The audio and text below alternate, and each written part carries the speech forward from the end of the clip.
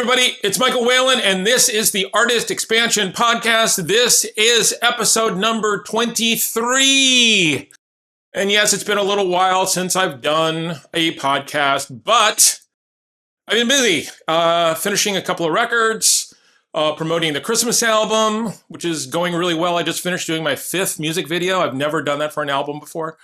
And also, I only do podcasts when I have something to say. I'm not creating content, which is, it drives me crazy, all that stuff, creating clickbait. I want to have conversations with you guys when it's really going to matter. And so hopefully today's matters. So a couple of weeks ago, I did a presentation with my friend Chris Hagen, and we talked to 55 composers here in New York City with my friends from the Society of Composers and Lyricists. And I would say half the questions that I got during the event and afterwards, because I talked to a number of different people afterwards, were about artificial intelligence. Everybody is losing their minds about this. Okay. We've talked about this before on this podcast, and we've talked about the importance of looking at artificial intelligence as a tool versus this huge mechanized, robotized Terminator thing that's going to come and take your career away. It's not. A large language model does not think. It predicts what you're going to say next, and it does it with a fairly high degree of certainty with certain kinds of things, but that's all it does. And so when it makes music, and everybody was bummed out that there was a #1 hit song, country song that was made by AI, and everyone's like, oh my God, this is the end. It's not the end. It's not. It just means that we're in a new era. We're in a new situation where you as an artist have got to be thinking and operating in a different space. So everybody that I'm talking to is all freaked out. And I keep saying the same thing. What about your music makes you different? What are you offering the listener as an opportunity to listen to your music versus the other 9 zillion potential tracks that are out there? And when you ask people that, they have like this cross-eyed, like, oh my God, I can't believe you're asking me this. Oh my God, this is crazy. Okay. I'm crazy. What's the opportunity for the listener? So the people at Deezer did a survey a couple weeks ago. And the survey was really interesting.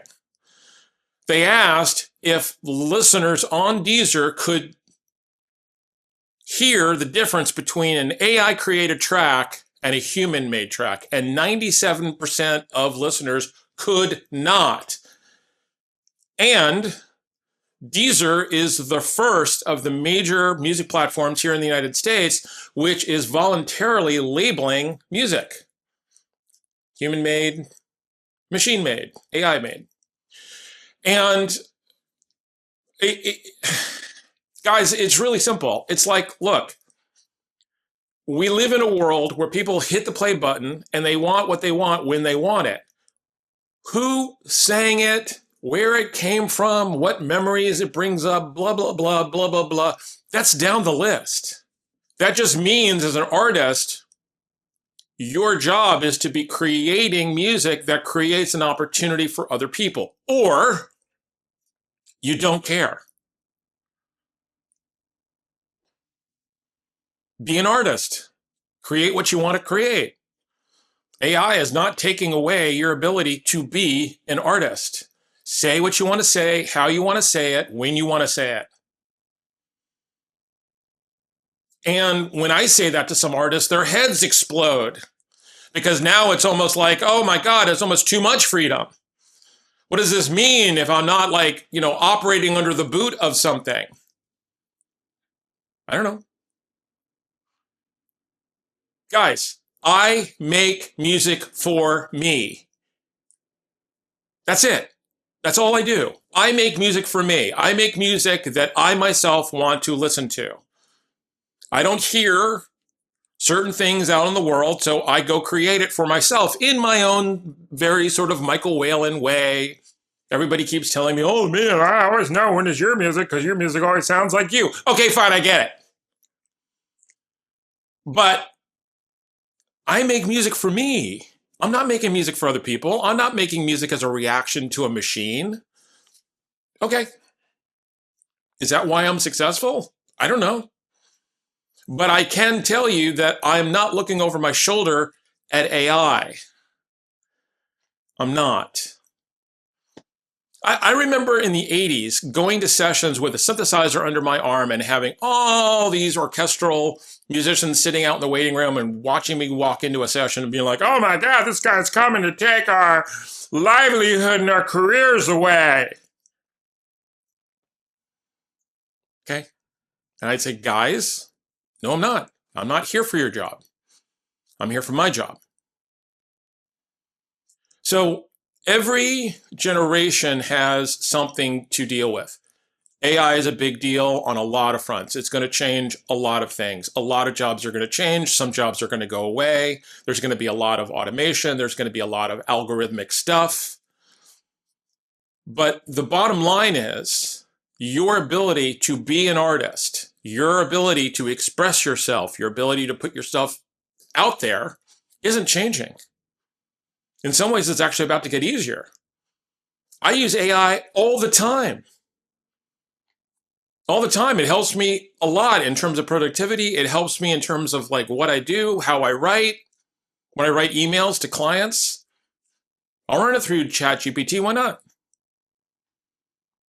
Take out, that Michael Whalen kind of edgy thing sometimes I put into it. You just got to be responsible. So you want to look at what AI is and is not. So I wrote a list of the 10 things that people brought up to me when we talked. And so I thought maybe you'd want to hear about this. Okay. So one of the big issues is this idea of loss of creative ownership. So AI is going to come and take your music and take your music and take your music. So if you look at deals that like Warner and Universal and Sony have made with some big AI companies, there is transparency on what tracks they scraped to make the music that the AI is producing. And then there is going to be some prorated formula going back to the songwriter and the publisher for that music. Guys, we have to get our governments, plural, in this conversation, and we need some guardrails for AI. Right now in the United States, that's not going to happen. It's not going to happen because we have a government that doesn't really care about this. They don't really see the big deal here. Okay. So a lot of people are talking to me about the threat to livelihoods and income streams. I understand. People are listening to AI music. They're not listening to yours. Your income on streaming is going to go down. A lot of people were complaining about it before the whole AI thing. Now they're really going to be complaining about it. I get it. Some people are talking about how their artistic identity is going to erode or be taken away by AI. In a world where people don't care so much about whether it is AI music or human music, does that devalue your humanness? Only if you think so. Does it make it more important for you to get your artistic narrative out there? Yeah, I think so. One of the things that I agree with AI is that there really needs to be some ethical guardrails, laws, rules, code around how these AIs are being trained and how they're and what they're being trained with. And frankly, that's not really happening right now. And again, the government's got to step in. Oversaturation. This is a real problem because In the days before the whole AI explosion, Spotify was getting something like 65,000 new tracks a day on their platform. With AI, it's like pick a number in space. And so, is there now too much music? Is there now going to be too much video? Is there now going to be too much content floating around? People are going to be distracted by stuff? Maybe. The legal part is something, because of my experience and my expertise, is something that I am particularly interested in and concerned about. I think in the United States, they passed a law that AI created content of any kind cannot be copyrighted. However, what's happening is that the people who are typing in the prompts are calling themselves songwriters, and no one is stopping them. So this is how they're getting around the rules around the one rule we have here in the United States around the ownership of AI and copyrights and publishing and what all that means. It's a problem. That's a real problem, because me typing in a prompt is not the same as writing the song. It's not the same as me coming up with a song. So that has got to be dealt with. I think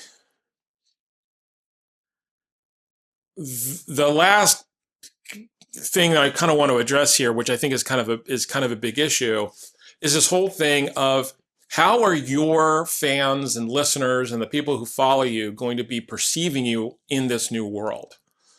So if I can go on to one of those audio AI things and type in a couple of, phrases and make a song, does that devalue the decades of experience that I have in creating, producing, putting out my music? Yeah, it does. Does it make it even more important for me to go and show people like how I'm different? As I have just said several times, yes. However, I think the thing that is going to really differentiate artists from machines is performance. Your ability to perform. And I don't necessarily mean go and play a gig. I mean, you're making videos. People want to see you play. They want to see you doing your human thing. You're pressing the frets, you're pressing the keys, you're, blowing into the thing. They want to see it. That's really the difference. This idea that you are performing and you are creating in the moment. AI can't do that. It can't create in the moment. It's got to think and process and do stuff. So consider that the AI thing is as big a problem as you make it out to be. Your artistic agency, your artistic ability to be artistic is not taken away by AI. It's taken away by you. You can still make stuff. I don't care. I don't care about AI. I mean, the minute I die, is anyone going to care about my music? Probably not. So if I don't care about it, or if I'm doing it as a way of proving myself or trying to validate myself out in the world, I'm not really making music. I'm using this thing of looking like an artist as a way of trying to get over with people, which is a highway of misery. That's the only thing I can really tell you. So, yes, we are going to talk about AI some more, but I think you've got to really decide, are you an artist or are you a content maker and you're chasing or being chased by machines? I'm not chasing a machine. I make what I make. I do what I do. I put out what I put out. If people like it, great. But the most important thing is I like it. It says what I want to say. It's creating a conversation that I want to create. I'm expressing something that's important to me. I love music because it goes to so many places that words cannot, feelings and shades of feelings. So you've got to decide who and what you are as an artist. You've got to dig in. If not, I don't know, quit, walk away, put the guitar down. Because if your interest in making music is completely predicated on you think that there's people out there who are interested in hearing your music, you're done. You're done now. In fact, you were done decades ago. You've got to be willing to be an artist in a world that does not care about you being an artist. That's power. That's real power. And are you operating at a place of real power with you being an artist?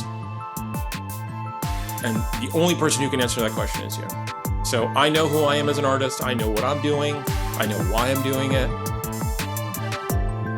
I hope this helps.